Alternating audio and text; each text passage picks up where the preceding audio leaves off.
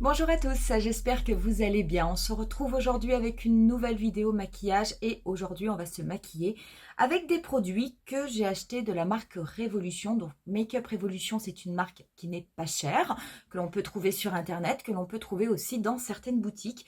Et je suis tombée sur des produits qui ne sont pas forcément, qui ne sont pas du tout d'ailleurs des nouveautés, mais que moi je n'avais jamais acheté. Mais je trouvais que c'était des couleurs qui pouvaient aller assez bien avec la saison. J'ai pris une palette, les palettes de Make-up Révolution, l'avantage c'est qu'elles ne sont pas chères du tout et qu'il y a quand même une bonne qualité. Et la palette que j'ai prise, c'est la palette Birds of Paradise, qui est celle-ci. Je vais vous l'ouvrir. Alors, toujours ces palettes métalliques, donc qui tiennent le choc. Et voilà l'harmonie de la palette. Alors, c'est clair, vous ne me voyez pas du tout me maquiller avec ce type de couleur. Pourquoi j'ai pris cette palette du coup? Très honnêtement, si ça avait été une palette moyenne gamme avec des prix allant de 40 à 60, 65 euros, je n'aurais jamais acheté cette palette puisque c'est quelque chose que je vais utiliser relativement peu dans l'année. Cette palette de 18 fards coûte 11,99 €. 11,99 € pour une palette que je vais utiliser de temps en temps pendant les mois d'été, et ben je me suis dit que oui, là ça valait complètement le coup. Vous avez toujours un grand miroir au niveau de ces palettes Make-up Révolution. Qu'est-ce que j'ai adoré dans cette palette? C'est surtout qu'il y a énormément de fards mat et j'aime beaucoup les fards mat. Vous avez deux fards pailletés compressés et vous avez deux fards qui sont plutôt irisés et celui-ci qui a un effet métallisé. Le reste, ce ne sont que des mats. On va se faire un maquillage aujourd'hui avec ces produits. On va en profiter également pour tester d'autres produits que j'ai achetés de la marque. J'ai acheté une baking powder, donc une poudre libre. Moi, je l'ai pris en teinte translucide. C'est une poudre super mat fixe. 7,99 € la poudre, donc vraiment pas cher du tout. Et j'en ai profité pour acheter également un mascara, c'est le Lash Lift Effect. Pareil, qui n'était pas cher, puisque dans cette marque, la particularité, c'est que les produits sont quand même relativement abordables. J'espère en tout cas que ça vous plaira. J'ai fait mon teint hors caméra, je me suis arrêtée juste avant la poudre, puisque la poudre, on va la tester avec un produit Make-up Révolution. Vous retrouverez la totalité des liens des produits que je vais utiliser pendant cette vidéo au niveau de la barre d'infos. Et pour ce qui est du maquillage, on commence de suite. Pour la poudre, du coup, ça n'est pas très pratique parce que vous avez des petits trous ici au bout et le capot n'est pas forcément très grand, donc vous pouvez éventuellement le mettre dans le creux de votre main. D'ailleurs, c'est ce que je vais faire. Je vais tapoter comme ça, mettre de la poudre au niveau du creux de ma main et je vais me servir aujourd'hui de mes pinceaux Freara. Pas la peine de les présenter, vous savez, c'est mes super petits pinceaux pas chers. Et cette poudre, donc je vais la balayer sur la totalité de mon visage. Donc, il y avait plusieurs teintes. C'est vrai que moi, je suis restée sur la teinte translucide. Comme il n'y avait pas d'échantillon, il n'y avait pas de testeur, je n'étais pas sûre, en prenant une poudre teintée, de tomber sur la bonne teinte. Alors, c'est vrai que par contre, la poudre est matifiante. Ça, c'est clair. J'en mets également un petit peu sur ma paupière. Et je vais balayer également au niveau de mon front. Alors, cette poudre, vous n'avez pas d'effet matière. Je veux dire, quand vous l'appliquez, je passe ma main sur la peau, elle n'a pas forcément d'effet lissant. Elle a par contre, c'est vrai, un effet matifiant. Elle est très légère. Et vous voyez, j'ai pris la teinte translucide, donc ça ne fait pas non plus de traînées blanches. Donc, c'est vraiment pas mal. C'est une poudre qui fait le job, il n'y a absolument rien à dire.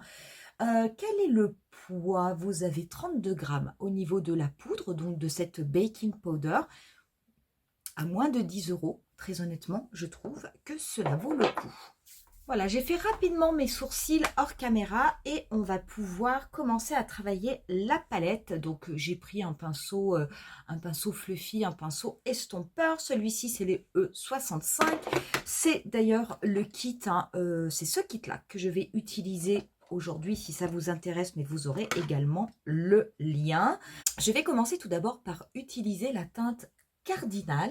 Donc, cette teinte Cardinal, elle est quand même très belle. On est un petit peu sur un rouge orangé, un petit peu coquelicot. Je vais essayer de ne pas en prendre beaucoup parce que je ne connais pas la pigmentation de la palette j'ai l'impression que c'est quand même assez intense. Donc, cette teinte cardinale, je vais la dégrader en commençant par le dernier tiers de ma paupière mobile.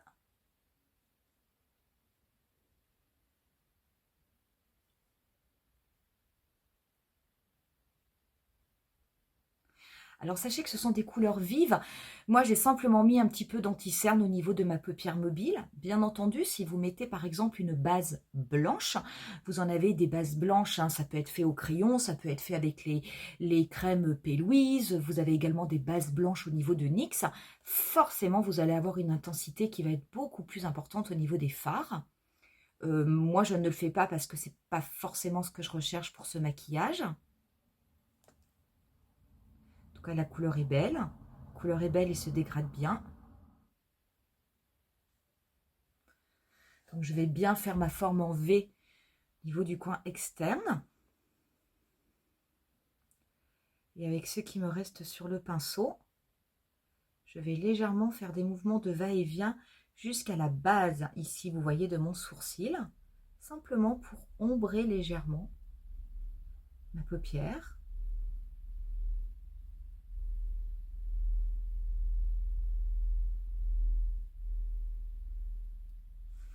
Voilà du coup pour cette première étape. Pour la deuxième couleur, je vais aller tout de suite vers le jaune qui s'appelle Canary. Les jaunes, c'est souvent un bon test quand on veut tester des palettes comme ça parce que c'est pas une couleur qui est facile à faire et quelquefois on a de mauvaises surprises. Donc on va voir si celui-ci de jaune marque bien. Je vais déposer cette couleur du coin interne, alors pas complètement interne, je vais laisser un petit peu de place, hein, et je vais dégrader cette couleur jaune sur ma paupière mobile. C'est une couleur qui marque. Alors pareil, on va pas avoir forcément un jaune ultra flashy parce que je n'ai pas mis de base blanche.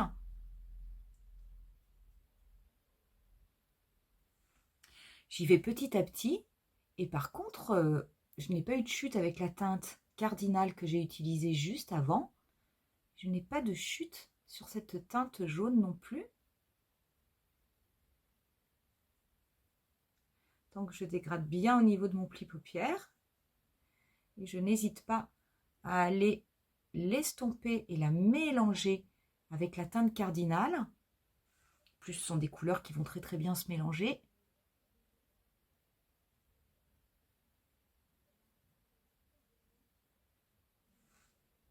Voilà, du coup, avec cette deuxième couleur. On va commencer à s'occuper du ras de cils. Donc, le ras de cils, je vais utiliser cette teinte verte-là, qui est Budgie.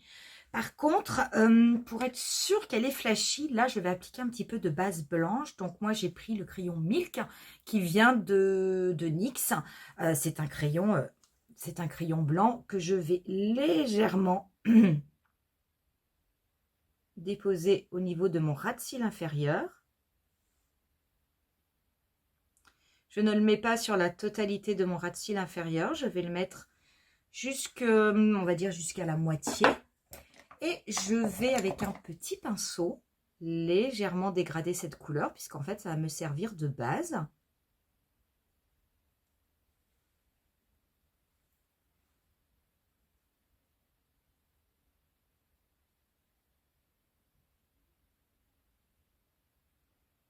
Alors, ce n'est pas du tout une étape qui est obligatoire, mais moi, je veux vraiment que on va dire donner sa chance à cette couleur verte et lui donner la chance de se voir au maximum. Voilà, je vais garder le même pinceau. Je vais prélever du coup ma teinte Budgie. Et cette teinte Budgie, je vais la dégrader partout là où j'ai mis ma base blanche, donc sur la première moitié de mon ras de cils inférieur. Et très honnêtement, j'ai bien fait parce que c'est une couleur qui est quand même très très claire. Je ne suis pas sûre que, si je n'avais pas mis de base blanche, je ne suis pas sûre que ça se verrait très très bien. Moi, j'aime beaucoup cette couleur. Vraiment, j'aime beaucoup.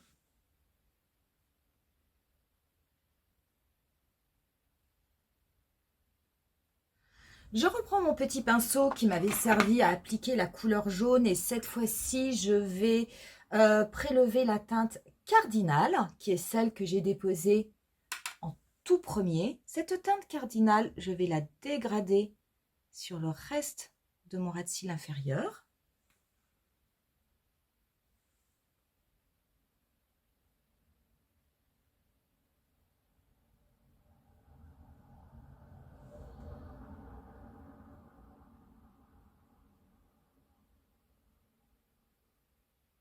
Et je vais prendre avec un petit pinceau propre la teinte Talk and Play, qui est un petit peu plus claire.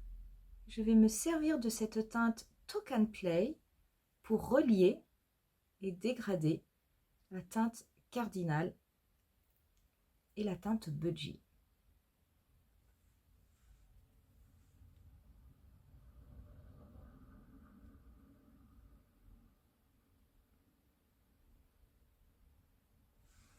Dernière petite chose que je vais faire, je vais me servir de la couleur blanche qu'il y a dans la palette. Donc je vais prendre un petit pinceau précis et je vais prélever donc cette teinte cocatou. La teinte blanche, je vais l'appliquer par contre au niveau de mon coin interne. Donc c'est une teinte blanche mat. L'avantage, c'est que ça va, comme c'est blanc et mat, ça va avoir tendance à éclairer le regard.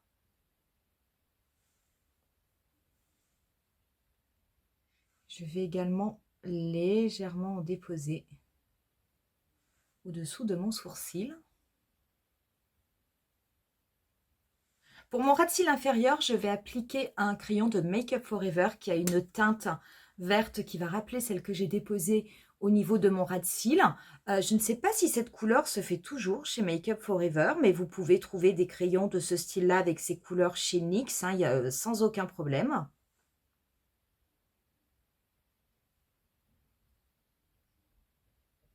Au niveau de ma muqueuse supérieure, je vais par contre appliquer du crayon noir.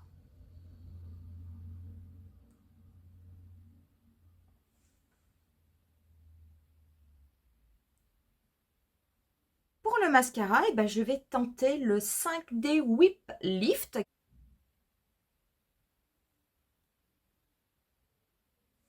Je vais en appliquer, je sais pas, je vais voir une couche, deux couches, ça va dépendre.